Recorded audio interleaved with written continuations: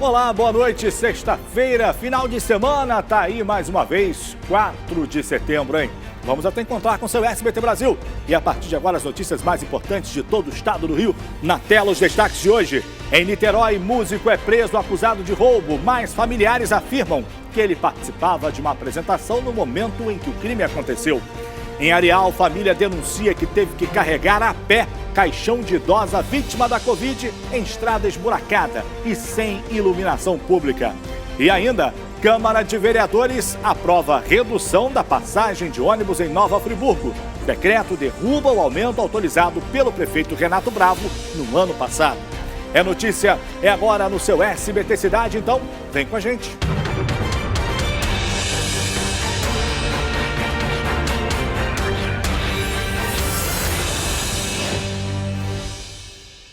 Então tá certo, vamos lá, a gente começa com esse assunto, né, de uma prisão que pode ter sido injusta.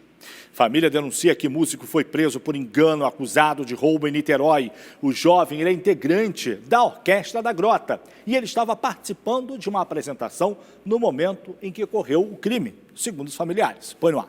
Angélica vive um drama que nunca imaginou.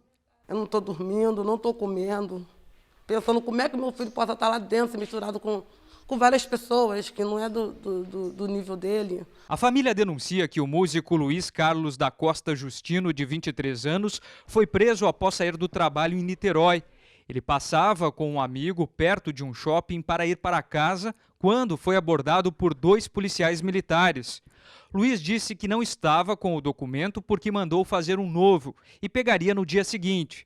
Os agentes levaram ele para a delegacia. Quando o policial puxou as nossas fichas, os nossos nomes, o nome de todo mundo estava limpo e o do Luiz, que era o único sem documento, ele disse que o nome dele estava vermelho, que tinha coisa errada. Na DP constava um mandado contra ele desde 2017 por roubo. Ele começou aqui com 7 anos de idade, hoje ele tem 23, e ele sempre foi muito dedicado, principalmente depois que a namorada engravidou da filhinha dele, que ele tocava todos os dias. Então, assim, ele sempre foi muito dedicado, mas ele foi muito esforçado, principalmente nessa época na qual tem esse mandado, que ele estava tocando quase todos os dias, o dia inteiro. No dia do crime, Luiz estava trabalhando. Inclusive, os funcionários confirmam essa versão.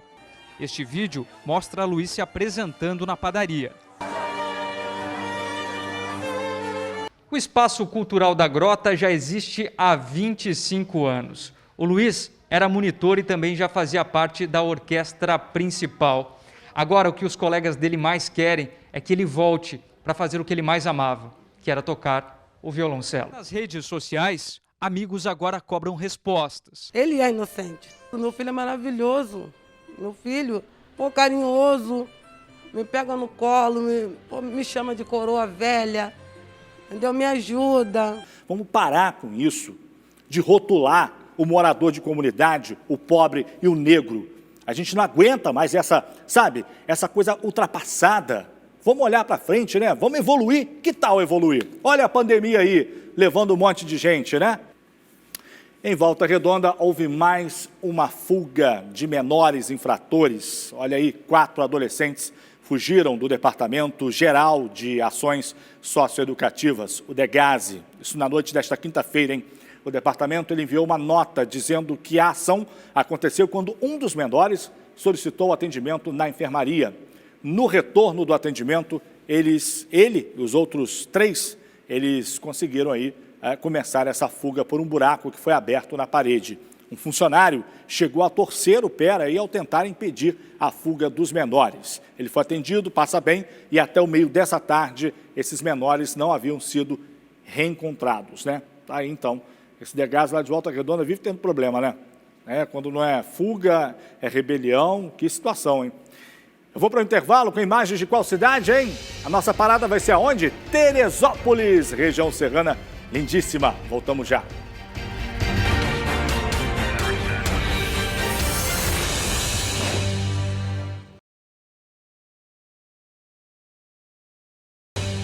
Muito bem, vamos seguindo aqui para todo o interior do estado. E olha essa informação, fábrica de balão clandestina é fechada na Chatuba, isso em Mesquita, hein?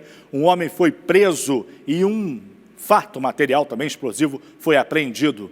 A operação ela é a continuação aí de uma investigação que começou há 2 meses, né, com a invasão de baloeiros no aeroporto internacional. Lembra desse caso? Põe no ar. O endereço visado pela polícia era a Rua Abel de Alvarenga, na Chatuba, em Mesquita, na Baixada Fluminense. Nessa casa funcionava uma fábrica clandestina de balões. No local, os agentes da delegacia do aeroporto internacional encontraram uma grande quantidade de explosivos armazenados em caixas. Os artefatos de diversos tamanhos e potência foram encaminhados para o esquadrão antibombas da CORE para ser contabilizados. O proprietário da residência negou ter envolvimento com baloeiros, mas a polícia encontrou um álbum com várias fotos de balões. O homem de 50 anos foi preso e vai responder por crime ambiental e associação criminosa.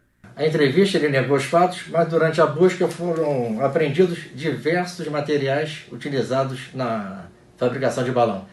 E o que chamou a atenção é a quantidade de explosivos, morteiros, que estavam no interior daquela residência. Podia causar um sério acidente ali, né? Não só em relação à família dele, mas aos demais vizinhos. Essa operação é um desdobramento das investigações que começaram no final de julho, após a invasão de baloeiros ao aeroporto do Galeão. A ação foi flagrada pelas câmeras de segurança. Mais de 30 criminosos chegaram em carros e motos para resgatar um balão de 30 metros de comprimento. O grupo estava armado e trocou tiros com a Polícia Federal. Na época, 2 suspeitos foram presos. Outra parte conseguiu escapar de barco pela Baía de Guanabara. Segundo a polícia, existe uma disputa entre grupos de baloeiros que brigam pelo valor do prêmio do resgate e também pelo próprio balão. Que embora o balão seja uma arte, segundo os baloeiros, essa arte custa vidas. Esse balão, quando ele cai na floresta, não é só o meio ambiente. Ele pode cair numa residência, colocar fogo nessa residência. Inclusive, por isso a nossa investigação, o risco quanto à aviação. Um impacto de um balão desse numa aeronave vai causar certamente, se fosse o caso, um acidente de graves proporções. Que ainda põe em risco a vida de pessoas quando cai e pega fogo, pode matar aí. Olha, é muita irresponsabilidade e cérebro muito reduzido. Cuidador de idoso é indiciado por matar cozinheira. Esse crime aconteceu na Casa dos Patrões, em Jacarepaguá, na capital fluminense. No final de julho, a gente deu inclusive esse caso aqui. A Branca Andrade tem as informações. Para a polícia, Cláudio André Silva Antônio é sim o assassino da cozinheira Gilmara de Almeida da Silva, de 45 anos. O crime aconteceu no último dia 30 de julho, na casa em que os dois trabalhavam juntos na freguesia. Mesmo com a conclusão do inquérito, em depoimento, Cláudio disse não ser culpado. Ele acredita piamente que não cometeu esse crime, que não foi ele, que foi uma pessoa estranha que veio invadir a casa e cometer esse crime, esse homicídio. Segundo os investigadores, a perícia revelou vestígios de sêmen no quarto de Gilmara. A máscara que Cláudio utilizava para trabalhar também estava no mesmo local. Além disso, imagens de câmeras de segurança próximas à residência revelam que ninguém estranho entrou na casa no momento do crime, o que significa que Cláudio e Gilmara estavam sozinhos no local. Gilmara era cozinheira e empregada doméstica de um casal de idosos. Cerca de 2 meses antes do assassinato, Cláudio foi contratado como cuidador. Gilmara teria relatado aos patrões atitudes suspeitas do colega, que não gostou da atitude e começou a persegui-la. Na época, Gilmara já havia até alertado a filha Michele sobre Cláudio. Ela falou assim: Michele, ele tem uma lábia, sabe? Ele tem uma articulação para falar, para convencer as pessoas de acreditarem nele. Cláudio será indiciado por homicídio qualificado por motivo torpe e pode pegar 30 anos de prisão. Pelo acontecimento, né, pelo ocorrido, a gente já estava acompanhando as investigações, tudo indicava que realmente ele tinha envolvimento na morte da cozinheira, né? Da cozinheira. Tá aí. Então as coisas vão se esclarecendo, né? Quando há investigação, a gente consegue chegar ao culpado.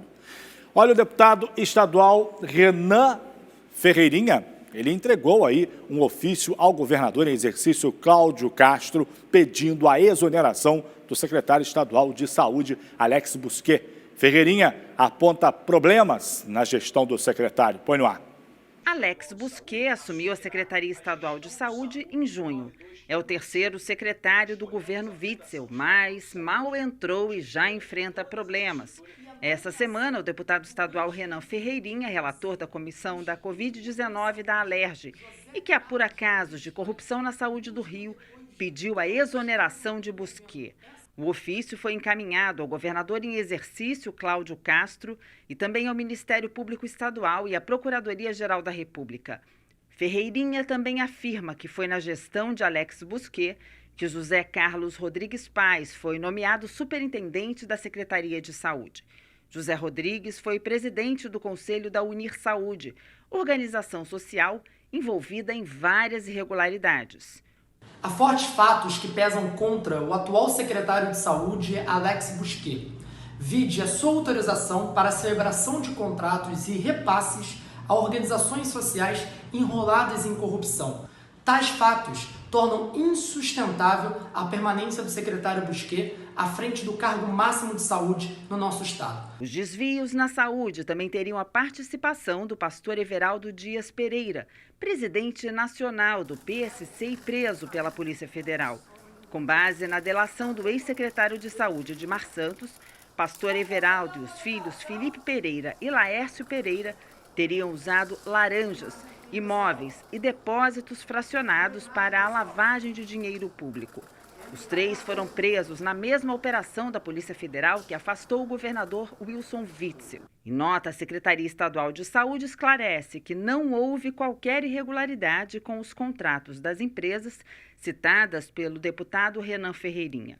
E diz que José Carlos Rodrigues Paes foi exonerado do cargo de superintendente no dia 18 de agosto. Por isso que a gente precisa de um judiciário sério para avaliar essas questões. Por que eu estou dizendo isso? A gente está agora em período eleitoral. Claro que vai virar um jogo de empurra, uma briga pelo poder, né? E claro que as denúncias vão surgindo, todo mundo quer aparecer. É o momento dos políticos aparecerem para as eleições municipais que vão vir. Então tem que ser tudo bem avaliado, né? Um denuncia aqui, aí a justiça tem que avaliar se realmente a denúncia tem que ser acatada ou não, se está acontecendo a corrupção ou não, para também não cometer injustiças, né? Em nome de politicagens. Eu vou chamar mais um intervalo com imagens de qual cidade? Vai vendo aí, já reconheceu? É Três Rios, lá no Centro-Sul Fluminense. Lindíssima Três Rios, alô tririenses. Daqui a pouquinho a gente volta.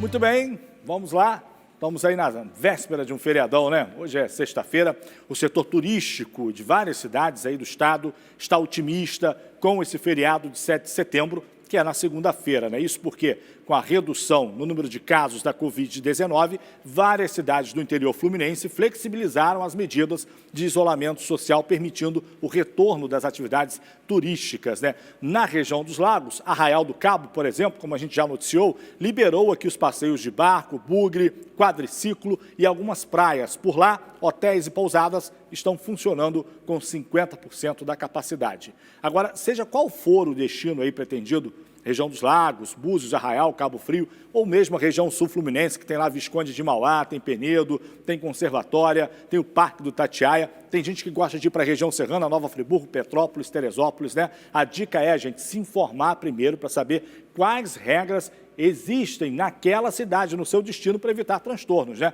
O momento não é seguro para viajar, deixo isso bem claro aqui, mas se você for, álcool gel, máscaras e, gente, evite aglomeração para que você possa voltar sem contrair o coronavírus. E voltar com vida, tá? Vai ter festival gastronômico em Cabo Frio, então quer dizer, tem bastante coisa acontecendo, o setor turístico está comemorando, mas você aí do outro lado tem que ter a sua consciência. Nada de aglomeração, tá combinado assim? E não é, e vou deixar bem claro aqui, não é momento para sair viajando achando que está tudo normal, tá? A gente pode ter um pós 7 de setembro, voltar a estaca zero por causa da contaminação. E a culpa é do povo. Ex-assessor parlamentar Fabrício Queiroz presta novo depoimento sobre vazamentos da Operação Furna da Onça. Queiroz está em prisão domiciliar sob suspeita de administrar um esquema de rachadinha no gabinete, na época, do deputado estadual Flávio Bolsonaro. Veja só. Fabrício Queiroz deixou a casa dele em Jacarepaguá, onde cumpre prisão domiciliar ao lado da mulher Márcia Queiroz. Ele chegou ao Ministério Público Federal do Rio por volta das 2 da tarde, acompanhado de uma advogada. Queiroz foi prestar depoimento sobre a suspeita de vazamento da Operação Furna da Onça em 2018, quando foram presos 7 deputados estaduais. A filha dele, a personal trainer Natália Queiroz, também foi ouvida. Após 2 horas, os dois deixaram o local. O conteúdo dos depoimentos não foi divulgado, já que o processo corre em segredo de justiça. A Operação Furna da Onça teve como alvo a corrupção na Assembleia Legislativa do Rio. Na época, Fabrício Queiroz trabalhava no gabinete do então deputado estadual e atual senador Flávio Bolsonaro. O ex-assessor não era alvo da ação, mas documentos apontaram movimentações suspeitas na conta dele. Segundo denúncia do empresário Paulo Marinho, suplente de Flávio Bolsonaro, o senador foi informado sobre a operação antes de acontecer. Ainda de acordo com o empresário, ele foi avisado por um delegado que teria afirmado que a investigação atingiria assessores de Flávio para prejudicar a campanha de Jair Bolsonaro à presidência. O MPF marcou para o dia 21 de setembro uma cariação entre o senador e Paulo Marinho. É assunto para dar pano para manga, hein? Vou levantar uma polêmica aqui. Quer achar rachadinha? Dá uma verificada nas câmaras de vereadores do interior do Rio de Janeiro e do estado todo, Brasil inteiro. Infelizmente, a gente vota, né, no legislativo, tem os poucos e bons e sérios políticos, a gente tem sempre que destacar isso, a gente não pode dizer que é todo mundo igual 100%. Mas são poucos e às vezes não tem nem voz, mas a maioria está lá só nas rachadinhas, a gente sabe que isso acontece. E agora outras notícias pelo estado, vamos lá então? Põe no ar a vinheta.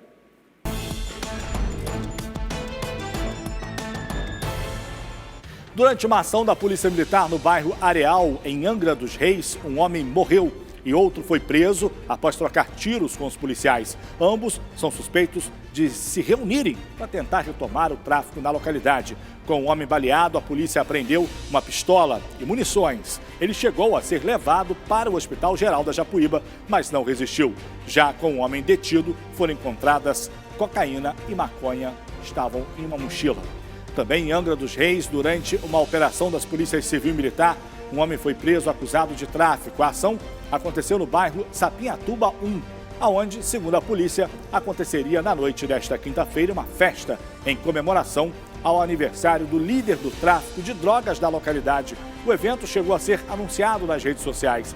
Wesley Neves é acusado de usar um radiotransmissor para avisar aos outros membros da quadrilha a localização dos agentes. A polícia divulgou um cartaz oferecendo uma recompensa de R$1.000 por informações que levem ao traficante Juninho. Em Vassouras, 2 irmãos de 20 e 22 anos de idade foram presos em flagrante vendendo maconha no bairro Demétrio Ribeiro. Segundo a polícia, eles confessaram o crime. Os dois vão responder agora por tráfico e associação ao tráfico de drogas. Moradores do Morro Gama, em Barra do Piraí, tiveram mais uma noite de tiroteio entre criminosos e policiais militares.